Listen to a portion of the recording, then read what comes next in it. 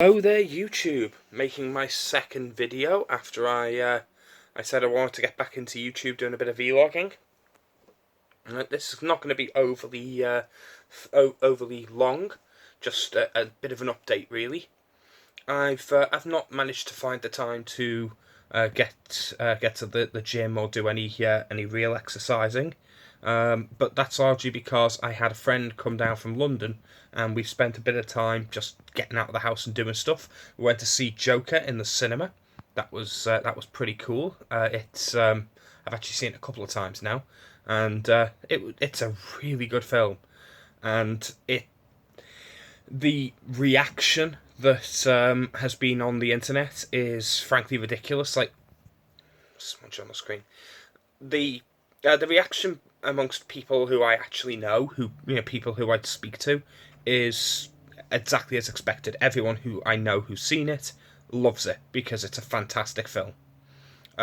Everyone online seems to hate and despise this film, though, because apparently it's somehow like right-wing propaganda. I'm not quite sure how they figure that out, considering it's a film about someone with mental disabilities and mental illness who, because funding is cut across the board on public services, he can no longer get his medication, and he slowly goes off the deep end to the point where he ends up creating this scenario where he becomes the Joker and ends up killing people.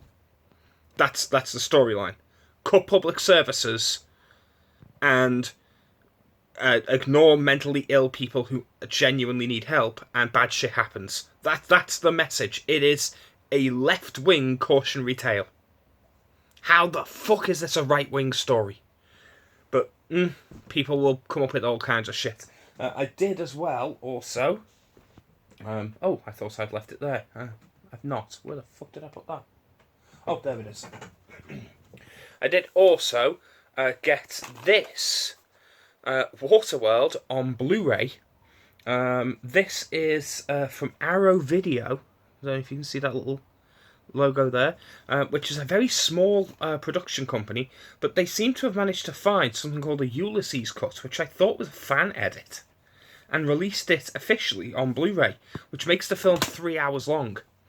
It's actually not that bad. It's an enjoyable film. It's not groundbreaking. It's not anything overly special.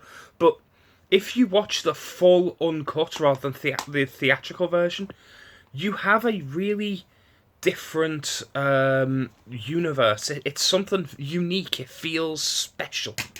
Like, it feels as good as any other one movie franchise could be, and it's got a really nice world setting behind it. It's got a lot of depth to it. I think that people didn't give it credit when it was originally made, largely because everyone saw the bloody theatrical cut, and the theatrical cut, well, is shite. So yeah, I'm really pleased with that. It's getting late at the moment. Just check. Yeah, it's 7:30, and I've slept most of the day, largely because I've not had a great deal of chance to replenish my energies. Having gone to the cinema on Tuesday, spent yesterday all out, had my games night on Monday. I've had a busy week basically, and with my fatigue and pain levels, I just slept all day today. But I'm hoping tonight to take an inventory really of what's in my room, go through everything, and by tomorrow I hope to have tidied this room enough that I can do a bit of a room tour and go over what games I've got, what films I've got, and sort of document that for YouTube. That'll be nice. And that'll hopefully be my next video. We can just discuss a few things. So yeah, that's what I've been doing. I saw the Joker, got Waterworld on Blu-ray, and managed to spend a bit of time playing board games. Actually, speaking of board games, I played the Firefly board game last night. It's a long board game. It's about 3 hours long for a standard game, and it's at least a half-hour setup and a half-hour breakdown to put it away. So if you don't have 5 hours set aside, I would strongly suggest playing something else.